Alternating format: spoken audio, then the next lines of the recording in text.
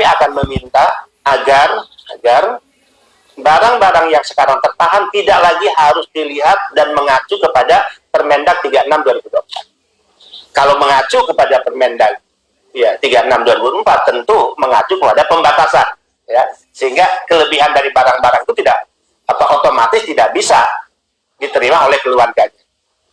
Sebagaimana yang disampaikan oleh Bea Cukai, kelebihan dari barang-barang yang diatur pembatasannya oleh Permendag, maka ya, opsi pertama akan dikembalikan ke negara penempatan, ke pengirim para PMI kita, atau dimusnahkan. Nah, tentu ya, sambil menunggu proses revisi yang akan dilakukan, maka barang-barang yang sudah ada di dua pelabuhan tadi tidak lagi mengacu pada Permendag, artinya di mana sudah dikategorikan, diidentifikasi pendaftarannya barang PMI, dikeluarkan dan diserahkan kepada keluarga. Ini perjuangan BP2MI, ini standing position BP2MI.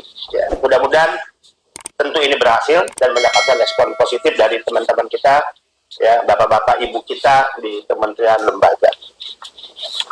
Kemudian, saudara-saudara, yang ketiga, mohon maaf, terkait proses revisi Permendag 36 yang sedang dibahas sekarang atau tadi ya oleh kementerian lembaga, BP2MI mengusulkan, tadi BP2MI tetap pada posisi ya mengusulkan agar tidak ada pembatasan terhadap barang kiriman PMI.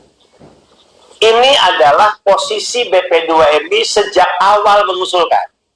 Saya juga ingin menjawab ya apa yang ditayangkan dalam YouTube seorang YouTuber ya dengan akun Mr. Z ya. Nah, mudah-mudahan tentu Mr. Z nonton nih agar ada perimbangan ya berita, agar fair ya, agar adil ya, dan tidak sepihak ya. Jadi BP2MI pada posisi ketika revisi ini akan dilakukan, maka BP2MI akan kembali kepada semangat awal. Semangat awal BP2MI adalah tidak ada pembatasan. Ini harus clear. Jadi yang dimaksud pembatasan ya sebagaimana yang dipahami oleh BP2MI adalah pembatasan mana yang setelah kita perjuangkan, kemudian mentok, kemudian hanya mengatur akhirnya barang-barang tertentu dengan nilai tertentu. Tapi bukan berarti jika lebih dari barang yang dibatasi, PMI tidak boleh ngirim. Gitu ya, ini harus clear. Harus clear. Ya, nanti akan saya jawab khusus ya, apa yang hari ini beredar, saya lihat di TikTok kalau tidak salah, ya seorang TikToker dengan akun Mr. G ya. Dan sesungguhnya sejak awal BP2MI mengusulkan agar kebijakan fiskal itu bisa dikembalikan ke usulan awal lagi BP2MI. Jadi awal lagi BP2MI. BP2MI sejak awal kalau tadi terkait jumlah dan jenis barang yang tidak dibatasi ya, pembatasan hanya berlaku mana jenis barang apa saja dan jumlahnya berapa yang dibebaskan pajaknya, tapi bukan berarti membatasi jika ada kelebihan dari itu ya. Nah, sejak awal terkait dengan pembebasan pajak, BP2MI mengusulkan di angka minimal 2.500 US dollar per tahun minimal. Tadinya kami ingin ya mengacu pada best practice-nya ya atau benchmark-nya Filipina. Jadi Filipina memberikan pembebasan pajak sebanyak 2.800 US dollar kepada barang-barang milik pekerja migran Filipina. Ini jauh ke belakang nih kalau dirunut sejarah awal, dan kami memiliki semua jejak digital ya, termasuk misalnya yang disampaikan oleh Mr. G bahwa seolah-olah ini rahasia. Enggak rahasia ya, bisa diminta ke BP2MI apa sih surat-surat yang dikeluarkan oleh BP2MI terhadap perjuangan itu, bisa. Bagi kami tidak ada yang tertutup karena kami mengkategorikan ini keterbukaan publik, transparansi, dan bukan rahasia negara ya. Justru di era saat ini negara dituntut untuk selalu terbuka, transparan, mempertanggungjawabkan apa kebijakan yang dia keluarkan, apa program yang dia kerjakan, dan seberapa besar bahkan anggaran yang dialokasikan untuk program-program tersebut. Itu menjadi prinsip dan kultur BP2MI 4 tahun berjalan ya. Jadi tidak ada yang tertutup. Sehingga kalau ditanya apa posisi BP2MI sejak awal ya, misalnya saya juga ingin merespon ada pernyataan di media ya yang menyatakan BP2MI buang badan.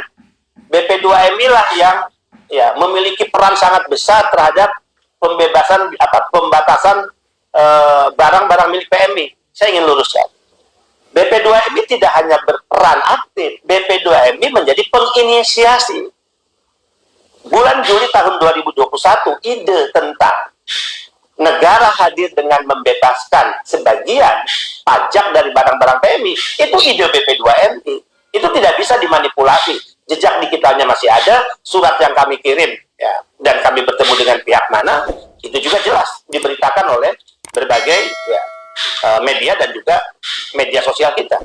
Juli 2021, saudara-saudara, Juli 2021, BP2M bertemu dengan Dirjen Bea Cukai, ya, untuk menyampaikan sebuah ide, gagasan, yaitu nomenklaturnya kami bunyikan dengan judul saat itu ya, pembebasan bea masuk barang milik pekerja migran Indonesia. Jadi hingga nomenklaturnya itu berbunyi seperti itu, pembebasan bea masuk barang milik pekerja migran Indonesia. Itu usulannya dalam bentuk peraturan Menteri Keuangan. Bayangkan, strict dan sangat progresif revolusioner dalam pandangan kami. Pembebasan bea masuk barang milik pekerja migran Indonesia. Walaupun tentu PMK-nya tidak turun sama persis dengan ya bunyi nomenklatur yang kami usulkan, ya nggak apa-apa. Yang penting semangatnya. Walaupun dari sisi nilai masih kurang, karena kami mengusulkan sejak awal 2.500 US dollar paling minimal. Tadinya kami ingin paling maksimal sesuai ya benchmarknya Filipina, ya, yaitu 2.800 US dollar untuk barang PMI dalam ya jumlah tertentu atau dalam periode tertentu mengirim barang ke dalam negeri dari negara penempatan. Ya. Nah, bahwa PMK tersebut beririsan dengan peraturan Menteri Perdagangan, ya, Menteri Perdagangan, itu adalah proses selanjutnya, bahwa terkait jenis barang, berapa banyak, ya, itu tentu menjadi kewenangan yang diatur oleh peraturan Menteri Perdagangan.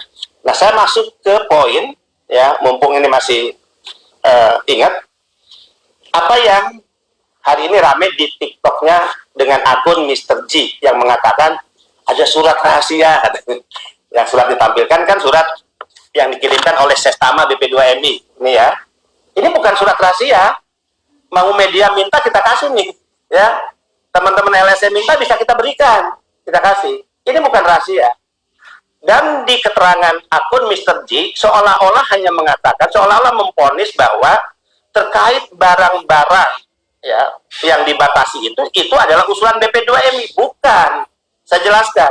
Surat Sestama dikeluarkan atas nama BP2MI menjawab surat yang dikeluarkan. Nah, ini nih.